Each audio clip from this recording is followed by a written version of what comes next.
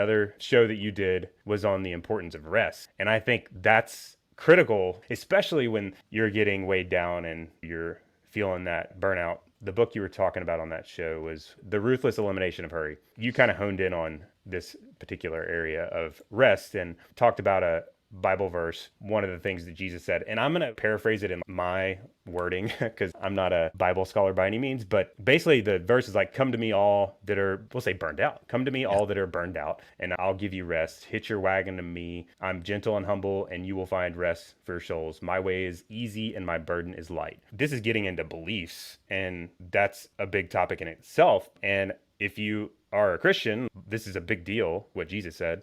And what he's saying is, if you're burdened, what's the problem? Like, you got your wagon hitched to the wrong thing normally. Because what I do when I'm burdened, my typical response, I'm like, things getting tough. Usually what I do, I'm like, I'm going to figure it out. I'm going to tighten my bootstraps. I'm going to work harder, or it's a bunch of I's, which is pride normally. Like, the pride bubbles up in me, and I'm like, I'm going to knock this thing out of the park. I'm going to work through it. And then it's a cycle, and eventually I screw it up again. But it's hard to follow this model. That's not easy. Yeah, no, I agree. And it's, what I'll say, Daniel, and what I kind of always mention when I have this conversation is like this idea of rest. I'm a believer, I'm Christian. My family and I go to church and very much are believers.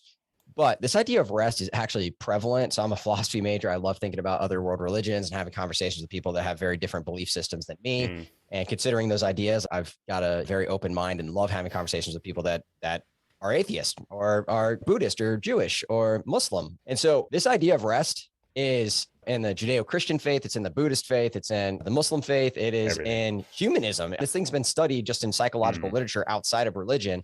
And it turns out that rest is a really good thing for us. Unfortunately, it's also something that's really hard. And the reason why is because there are people out there, and I'll say, and interestingly, I literally still to this day have this thing taped up in my bed or in my closet. That's like the 5 rules to a successful day. And those rules came from a time in my life where I was crushing myself as an entrepreneur. I was still practicing medicine. And so I had to give myself permission to rest. And so those 5 rules were basically, I need to do something to be active, exercise. I need to spend time with my kids. I need to do something to make Kristen, my wife, happy. And then one of my rules was literally do something just to enjoy it for the sake of enjoying it. I had to remind myself that was an okay thing to do. And that still exists in my closet upstairs from a couple of years ago. And the reason why is because there's always more to do. Like, the to-do list is never ending. And so for me, I had a really hard time separating, okay, when is rest okay? When do I deserve rest?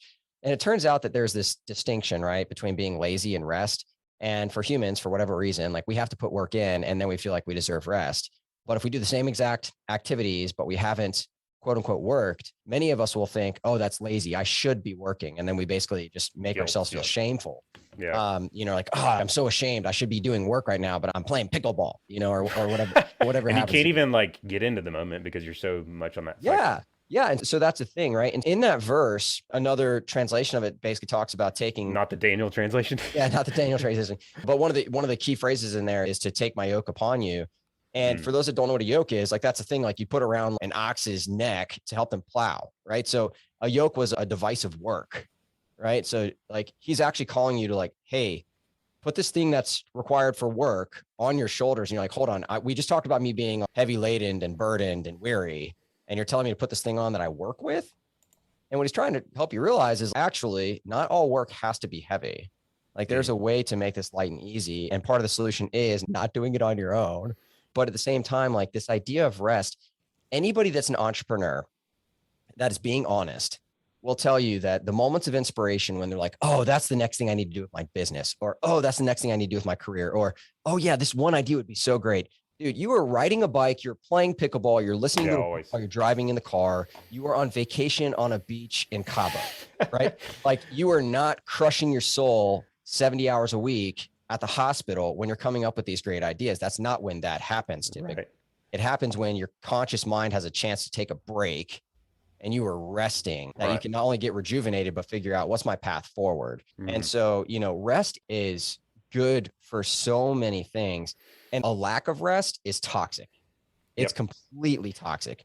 But in the culture of hard work and hustle, which is what's been preached for a while now, people feel like, oh, but if I rest, that's not good. I It's like, think actually, it's the opposite. I think if you have no rest, so look at your schedule. Everybody look at your schedule. When I look at my schedule, to me, that's the best way to decide how much rest do I actually have. And so when you have no rest, the problem with that is I think that you can't change. Like you're paralyzed when you have no rest because you're in the grind. You're just on autopilot. There's no time to reflect. No.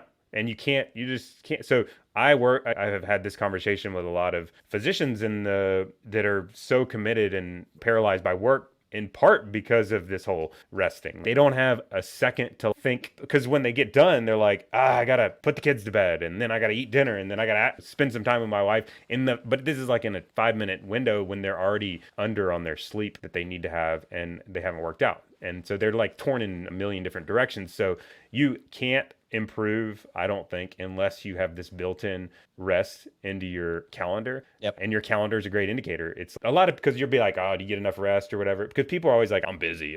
I say it myself. I'm like, what's been going on? Been busy. But I think people would also say, if somebody pushed me and they're like, Daniel, you get enough rest, I'd be like, yeah, sure. I get enough rest too. It's all good. But people just say things a lot of times. The true test is show me your calendar and we'll see if you get enough rest, or look at your calendar yourself and we'll see if you're earmarking enough rest. And that's where you can make big progress. Like you said, with entrepreneurs, like that's where the light bulb goes off a lot of times in the strangest.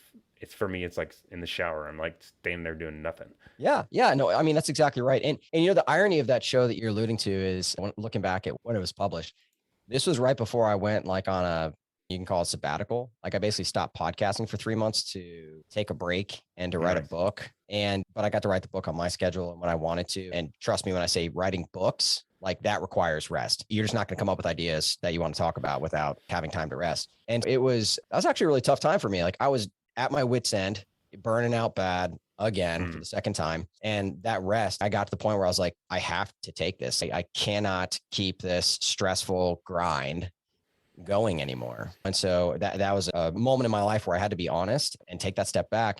And we all get there. I can't say all of us, but a lot of the doctors that I talk to get there, right? And they're like, okay, I don't know what needs to change, but something has to change. This is not something I can continue doing. And in order to go through that process of thinking through, okay, what is that next step? You have to be able to step back. You have to have time for rest, whether it's in the shower or you take a week of vacation or you go on a hike and leave your cell phone in the car. You have to have time to sort through these things.